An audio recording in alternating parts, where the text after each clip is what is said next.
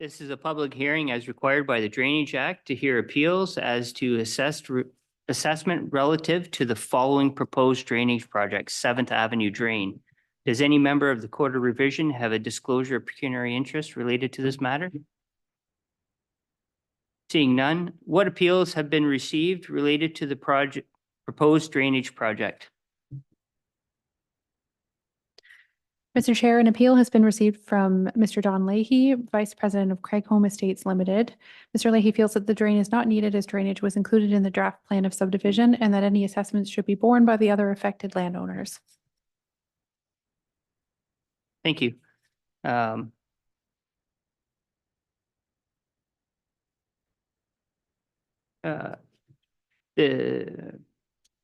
Is Mr. Leahy present and would he like to speak to this appeal? Yes, sir. Can you just push the button on the microphone, sir, so we can hear you online? Thank you.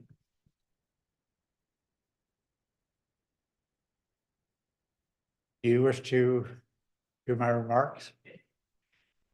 Just by way of bookkeeping, Craig Home filed 3 or 4 different documents with Ms. Leach, and I understand that they've been provided to the members of the Drainage Court of Revision, and I just want to make sure that they're part of the record. I believe they are. Okay.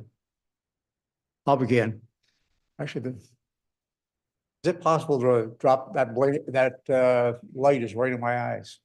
The other one, the middle one, please. Looks right at that point. Yeah, that's better. Thanks. That's good. Thanks. So just by way of introduction, Craig Home has been developing land in Belmont for approximately the past 36 years. And throughout that time, Craig Home has completed 5 separate phases, totaling well in excess of 200 lots. And we believe that, we've done it properly, and as far as we know, everything has been satisfactory. For approximately the past, since 2016, Craig Home has been advancing the development of phase 6, which is essentially the westerly 50 acres of the land that Craig Home owns, and it is immediately adjacent to our plan 292 and our plan 737, which is phase 5. Since 2016, our planner, Barb Rosser, and the various engineers have diligently proceeded to obtain all of the approvals so that the phase 6 can go ahead, including the block for the school. They've worked at it consistently. One might say, why has it taken 8 years? In Ontario, all planning development occurs under the Planning Act. Craig Home, the municipality, must follow the subdivision provisions of the Planning Act if you want to develop a 50-acre piece, or any piece probably beyond 3 or 4 lots. And that's what we've been doing. And while historically it has taken a long time to get approvals, the whole idea behind the Planning Act is, that things are done right. They're not done slap happy.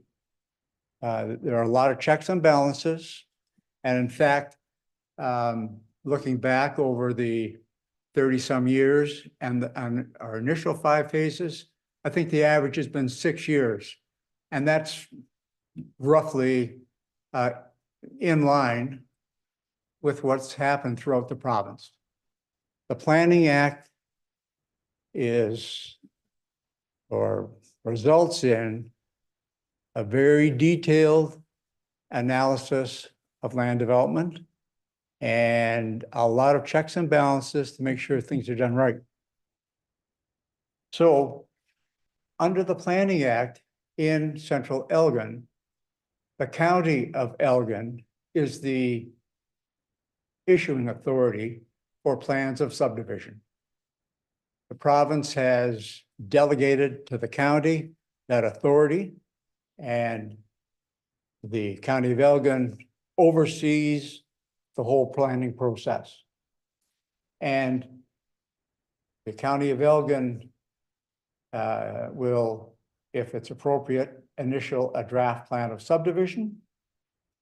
And eventually, usually, well, 3 or 4 years down the road, probably more, the county will finally issue a final plan of subdivision, which means the plan gets registered in the registry office by a surveyor, and then Craig Home can then sell legally the lands, the lots, and the blocks in the subdivision.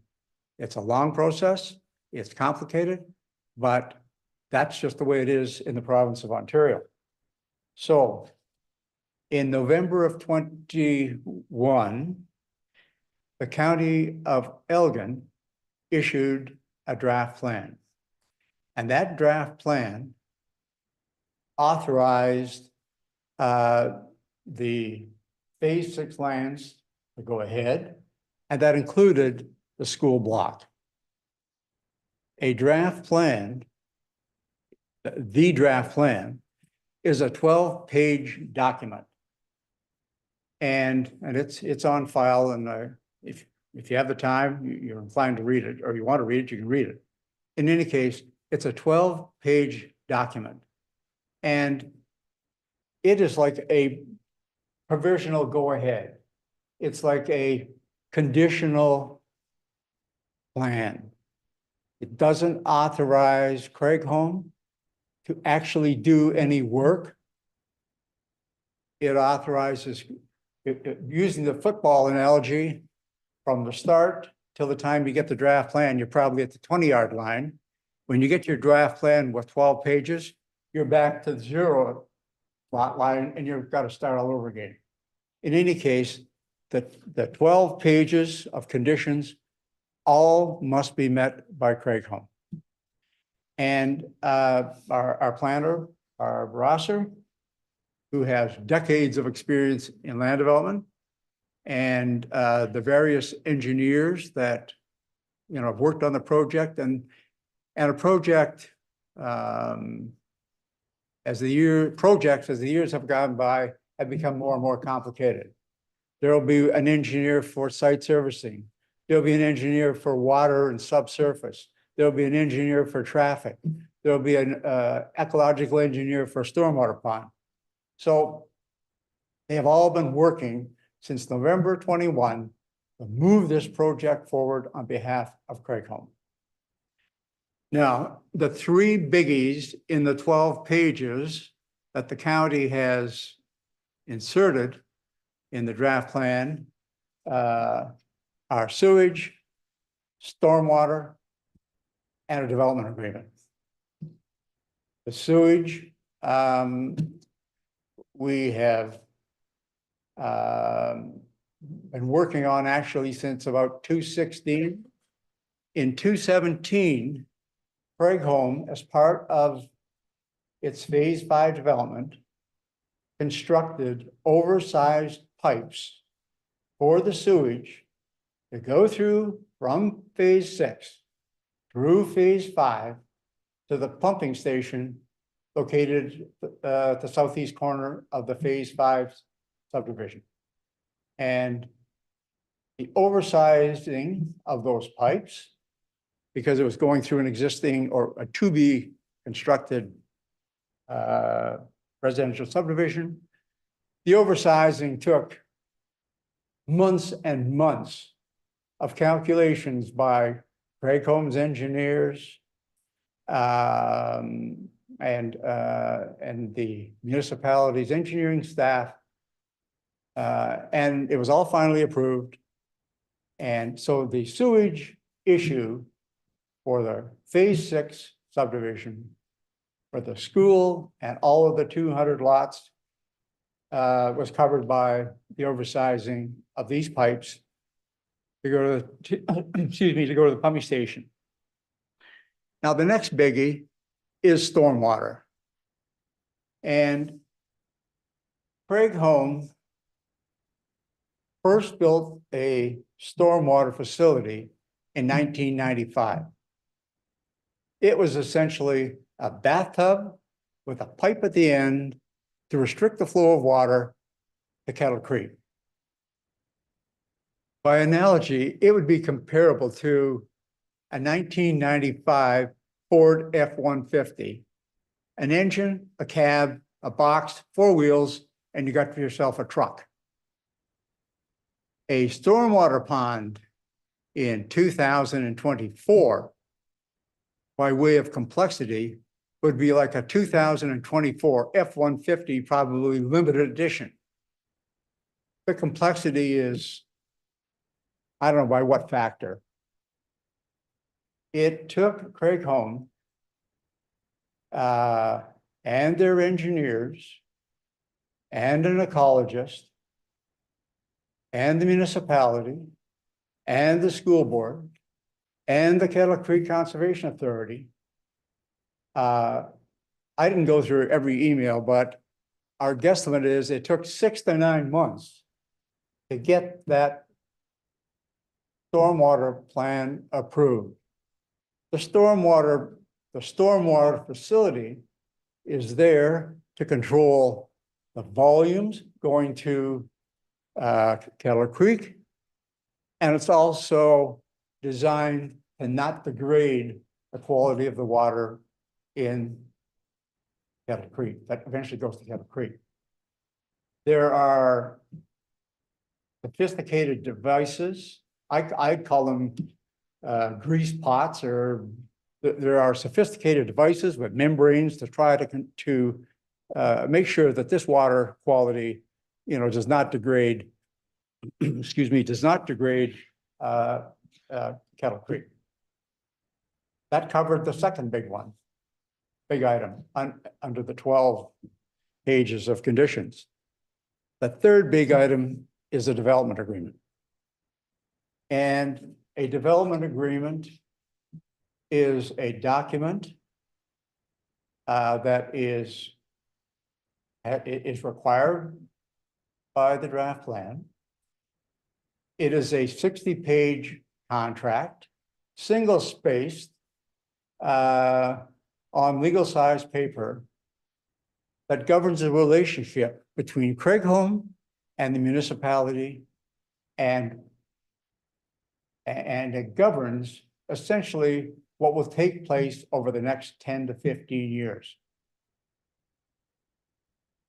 The subdivision agreement was provided to Craig, a draft subdivision agreement was provided to Craig Home in August of 23. And it's normally sent in draft form to the lawyer for Craig Home, which it was. He sent a letter, I'm going to say sometime in September, indicating his concerns, Craig Home's concerns, with the document. Since September of 23, Craig Home has not been able to move forward with the development agreement because we have not had a reply from Doug Casino's letter of September of 23. He has written the solicitor for the municipality, and I believe the solicitor has basically indicated he doesn't have instructions. He can't give any information to Doug Casino. Our planner, Barb Rosser, who is basically you know, the chief stick handler for the project and is always trying to push it forward on our behalf. Contacted the municipality 14 times over the last, I don't know, 8 or 9 months, whatever it's been since September. And we have not had any movement on the development agreement.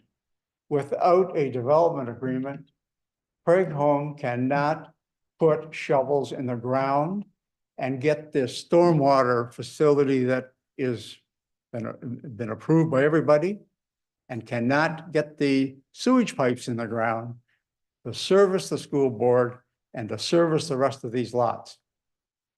Now, in September of 23, by that time, countless meetings, countless amendments, the plans, the engineering plans for the Phase 6 subdivision had finally been approved by the school board, by Craig Home, by the municipality, by the Cattle Creek Conservation Authority. And at that point, we made an application, which was co-signed by the municipality. We made the application to the Ministry of the Environment to approve all of these detailed engineering plans that have been approved by everybody so that we could move forward. Had we a development agreement last fall, there could have been shovels in the ground right now, and the stormwater facility would have been finished, and the sewage pipes would have been finished, and none of this would have been necessary. So, and related to that is the fact that, and this is, and it's tied together, we oversized the pipes for the sewage to run through Phase 5. We understand that there is a proposal that the sewage will run north from the school to Manning Drive, east to Snyder's Ave, and then south through Snyder's, south through the pipes on Snyder's Ave, and eventually around to the southeast junction of all our previous phases to eventually have the sewage dumped into the stormwater pond, or sorry, not the stormwater pond, the pumping station. The problem there is those pipes were not designed to carry the sewage from 550 students and staff. We installed those pipes. Those pipes were only designed to carry the sewage from the houses on either side of them. Our lawyer has written to the school board lawyer and the municipal lawyer, indicating that, you know, we object to that because we are still responsible for the pipes in what we call phases 4A and 4B. We are concerned that there will be backlogs in basements, and we do not want to be responsible for it. We have a substantial insurance policy which governs the work that we do, but it will not cover sewage damages caused by overflow from sewage running through pipes which were not designed to carry it. And there's another related matter to this. There have been 2 public meetings to explain the development in Phase 6. And in both those public meetings, our planner, Ms. Rosser, and the engineering firm, Strick Baldinelli, explained at the public meeting that the sewage was going to be wholly contained within Phase 6 run down the easterly street in phase 6, and then through oversized pipes in phase 5. There was never any contemplation that sewage would be running through pipes that were not designed to carry it. And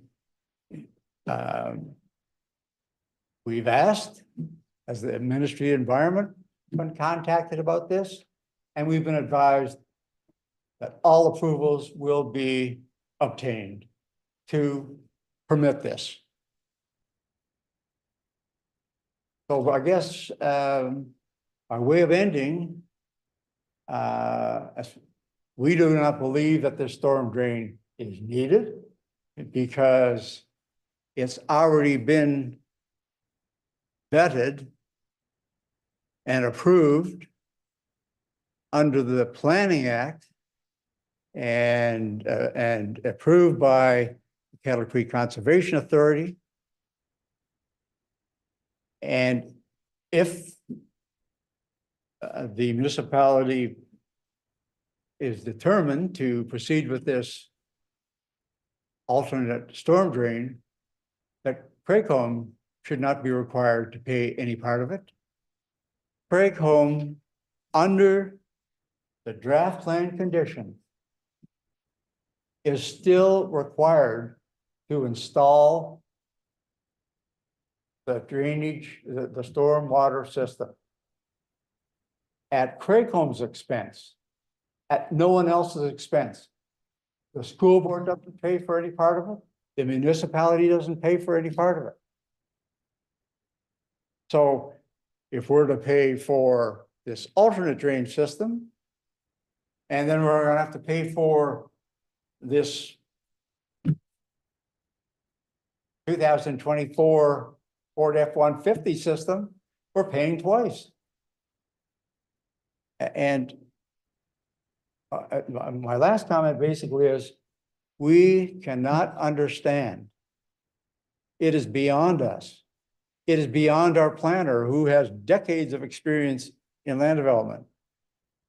It is beyond our solicitor, who does the subdivision work.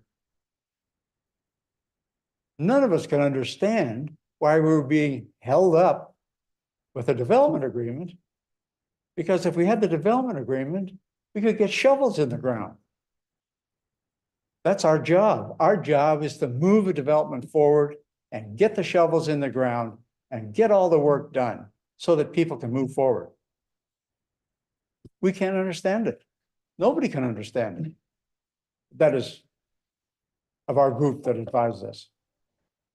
That's those are my comments. Thank you, Mr. Leahy. Ms. Leach, was there any other appeals? Mr. Chair, I see no online attendees. Mr. Woodner, did you want to speak to anything?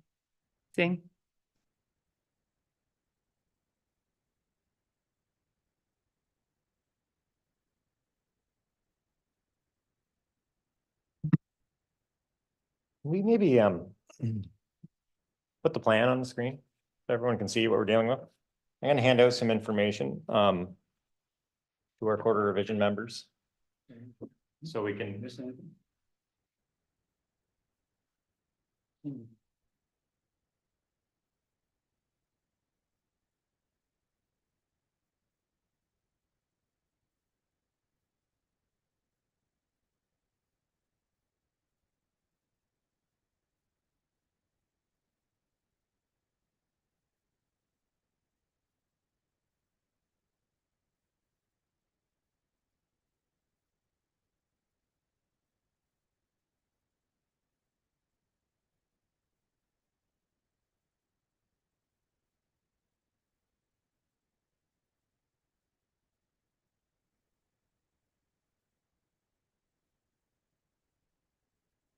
No, this is new information. So I guess we've heard them speak. Just so we know, this is a quarter revision. This drain was previously approved at a quarter revision or a consideration meeting. Consideration meetings where we deal with design components. A lot of what we just heard was design components. When we get into an assessment, recently this council, we went through an appeal on a different drain. We have a kind of a similar approach here. I gave you the worksheets and the assessment breakdown for this drain. So what we're dealing with here is an appeal from the subdivision. The subdivision is in the middle of this drain. As we all know, the drain starts at a downstream property owned by the Pearl family near Kettle Creek. We then ran a regular farm drain through that property up into the subdivision. Through the subdivision, we tried to work best with the plan they provided us, which is their current proposed plan, to avoid as much infrastructure in their subdivision as possible. We also eliminated some redundancies. When we got into the school block, same approach happened. And all this was to get an outlet A for 7th Ave and the Pearls on the north side, which is about 20 acres of agricultural land. So what I've handed you is how we've came out with the breakdown. This drain has 4 components. As you all remember, it was about a $437,000 project. That being said, it's broke into components. As you can see, we have an open portion, which is down in the Pearl property. We also then have the remaining tile in the Pearl property, which is the downstream Ontario company. We then have a section which details the breakdown in the subdivision, and a section which is the upstream, which is the school and the road. So when you are looking at an appeal like this, we have an appeal from Craigholm. Craigholm is assessed on a number of sections of the drain. And information provided in their appeal, it didn't really indicate which section they were appealing or which costs they are unhappy with. They pay a portion in each section downstream of their property. So the first section we have is the open portion. Just so everyone's aware, the Craigholm assessment on the open portion, that portion is $7,000. Craigholm is assessed no differently than Thames Valley School Board or the upstream farm at $430. That's shown on the sheet assessment breakdown, page 1. There's no benefit on the open portions of that property. On the next section, this is through the Pearl or the Ontario Limited Company. This is the concrete tile up to the subdivision property line. That section is worth $65,000. You once again see Craigholm is paying $3,477 of that section. Most of it is paid by the property owner it's on, and the remainder goes to the upstream. One thing you see is a non-grantable charge to Pearl Family Farms. That is a charge that we've assessed to the northerly property for their increase in upsizing the drain above an agricultural standard. So the Pearl Farm paid for the upsize. We did not charge that to Craigholm. Charge it to Pearls, they're the ones that requested it. So section 3 of your assessment breakdown, this is the one that's driving the main assessment to the Craigholm property. So if you go to the larger sheets, that shows you where we come up with the costs. You'll see this section of drain through the subdivision is $143,000. So the reason for this is we've urbanized the drain. Essentially, we've tried to accommodate everything in their proposed plan. We switched from regular concrete drain tile to sewer pipe. We've installed manholes. You know, we have increased costs of laying the drain out. Everything's in here. So that's why we have $143,000 to go that short length. There's a number of manholes on that property or through the subdivision to go up and down the road allowance, through the various easements, etc. So the way we've assessed this is we've taken $143,000 and we've lessed from their assessment what it would cost to run a regular farm drain. Because that's essentially what we could do if the subdivision wasn't there. It's currently field. We would run a regular farm drain through. If we were going to do that, that drain would be about $19,500. So we've taken that off their assessment and assessed that upstream, and the difference goes to Craigholm at a difference of $127,210. So that's what's driving their assessment. Once you go above that, Craigholm's no longer involved. So, you know, I'm happy to answer any questions. I know a lot of the information that was provided by the appellant didn't really touch on their assessment.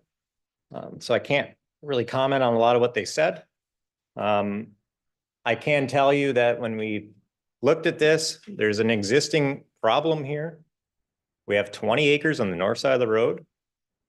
Needs to be served. This is a road petition. We're trying to get drainage for the road on 7th because we have 20 acres of water pointed at it and it doesn't have a home to go. And there was no proposal from what I've seen to give it a home with anything being proposed by any others. So we're trying to get drainage for the road. Yes, in turn, there's other people getting an outlet. We are eliminating redundancies in the subdivision. And I know their engineer reviewed that. We've eliminated, I believe there's 2 or 3 sections of pipe that are now not needed with their design. So there's cost savings in there, and that's kind of why you're seeing their assessment of 127,000 on that portion. But I'm happy to answer any questions if there's any. Do members of the Court of Revision have any questions? Okay. I don't see any.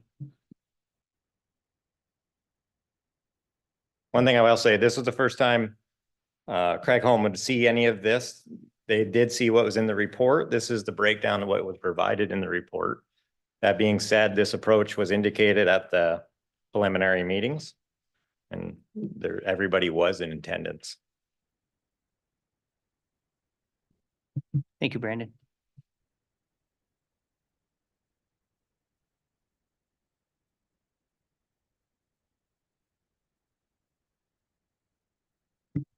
Is the committee members ready to adopt or this assessment, or would you like to recess and talk about it? What's your thoughts?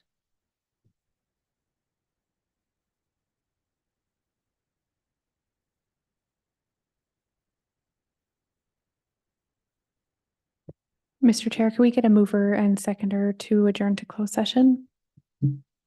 Councillor Connors, Councillor Watson.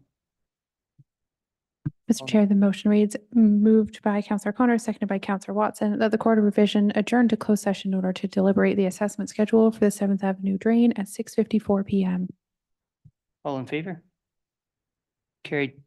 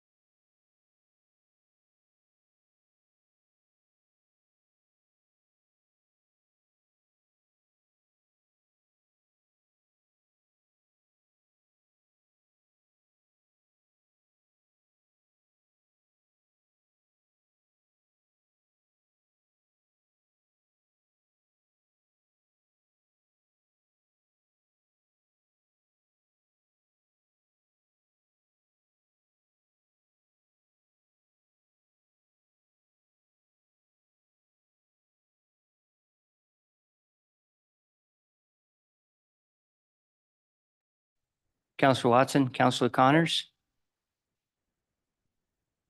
Mr. Chair, the motion reads, moved by Counselor Watson, seconded by Counselor Connors, that the Court of Revision adjourn from closed session and return to open session at 7:00 PM. all in favor? Carried. Is the Court of Revision ready to make a decision?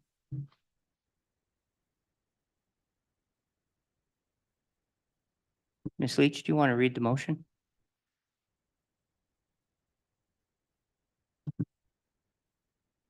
Mr. Chair, the motion reads that the Court of Revision adopt the schedule as presented by the engineer respecting the Seventh Avenue drain, and that if dissatisfied with the decision of the Court of Revision dated the 10th day of June 2024, anyone may file this decision to the Agriculture, Food and Rural Affairs Appeal Tribunal by filing a notice of appeal with the clerk of the municipality within 21 days of the date of the decision. Mover and seconder? Counselor Connors, Counselor Watson? All in favor? Motion's carried. I'd like to thank everyone. Everyone has been given a fair opportunity to be heard. If you wish to receive notice of decision regarding the Seventh Avenue drain, please email the Secretary Treasurer Delaney Leach, Deputy Clerk at dleach@centralalgon.org, or call her at 519-631-4860, extension 286, and provide your name and mailing address. This meeting is adjourned. Thank you, everyone.